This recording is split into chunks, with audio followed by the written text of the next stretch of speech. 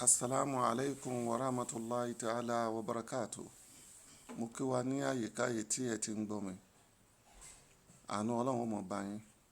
Orúkọ tèmi ni TMP, Traditional Medicine Practitioner Alhaj Adiagbo Kamaldeen Raji, tí mo jẹ́ aláṣẹ àti olùdásílẹ̀ Hakikat Global Investment Nigeria Limited nílùú Òṣogbo.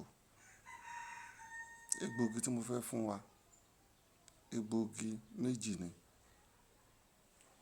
Àkọ́kọ́ ń bẹ, mo fẹ́ fún wa ní ìsọ̀yè.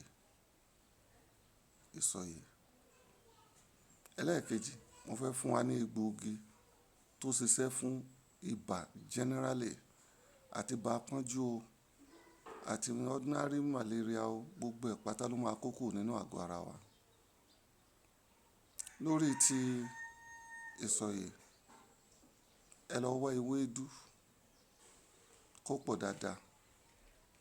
Tẹ́ ẹ bá ti rí ewédú, ẹ tú tìdítìdí tàbí kẹ́ ẹ rà lọ́jà pẹ̀lú bí wọ́n ṣe tú wá yẹn, kí egbòdì rẹ̀ máa bẹ́m̀bẹ̀, ẹ sínú dáadáa, ẹ kó sínú agbada pẹ̀lú odidi atare kan, ẹ jó. Tẹ́ ẹ bá ti jó tán, kẹ́ni yẹn kó máa fi epo pupa là, ẹ lọ́ kó kúnná, kó dàbí powder, kó máa fi epo pupa là tàbí oyin. Ó lè dà sọ́wọ́ kó fẹnu là.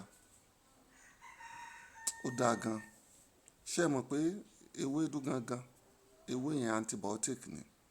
Iṣẹ́ tó ń ṣe pọ̀ gan. Kódà tí èèyàn tó bá dọjọ́ ọ̀kúnlẹ̀, Ọlọ́run ò ní rán ọmọ wá mú wa. Táti bí ọmọ bá le tó bá lágbára. Bóyá wọ́n lóbìnrin ní pelvic ni o tàbí kíní kan hang o tàbí ọmọ dàbù tàbí nǹkan kan. Tí èèyàn bá ti rí ewédú, ẹ sínú, ẹ gbó kọ́mọ̀ sí egbòdì rẹ̀ ń bẹ o. Ẹ gbó, ẹ má fomi sí o. Ẹ gbó, tẹ́ ẹ bá ti gbó, ẹ fún, ẹ gbà sínú cup, kẹ́ ẹ wá oyin díẹ̀ kẹ́ ẹ foyin sí. Oyin gan original. Lágbára Ọlọ́run ẹni kí irú ẹni bẹ́ẹ̀ ó mu. Ọmọ yẹn ó wálẹ̀ ní instant lágbára Ọlọ́run. Wọn ò kí ń gbẹ̀bí ewúrẹ́, wọn ò dẹ̀ kí ń gbẹ̀bí àgùntàn. Lágbára Ọlọ́run, wọn ò ní fọ̀bẹ, wọn ò ní fi gbé ọmọ kúrò nínú wa. Tó bá jásí pé ó wá lọ́wọ́ ayé nínú, ẹ ní kí wọ́n mú irun díẹ̀ lórí obìnrin yẹn, ká gé irun orí rẹ̀ díẹ̀.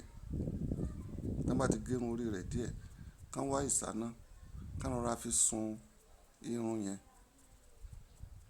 Ká rọra sun irun yẹn kí irun orí rẹ̀ yẹn ó jóná lẹ́búlẹ́bú kó dà.